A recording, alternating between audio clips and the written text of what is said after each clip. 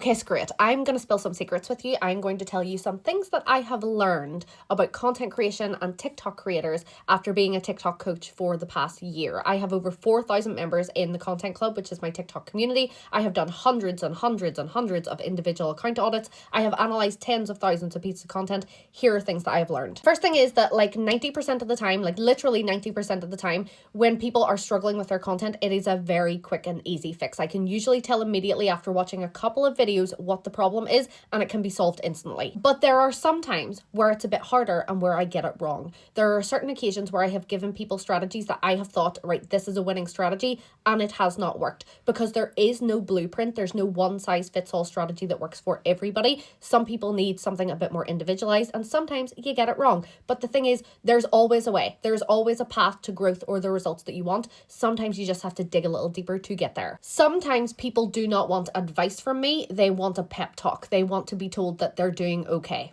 Like a lot of the time, that's what it is. One of the key things that makes the biggest difference to people's content is targeting, is target audience, knowing who your audience is, knowing what they want, and using that to get in front of them. That makes the biggest difference to people's content, but there's a wide variety of ways to do that effectively. You cannot polish a turd. So you can dress up your content, make it look good, edit it really well, have the best lighting. If what you're saying is not good, none of that shit actually matters. It doesn't matter at all. It's substance over style when it comes to TikTok. And the biggest thing that I have learned is that anybody can be a successful content creator. I thought when I started doing this that I would come up against people who just were not cut out for content creation, and that is not the case at all.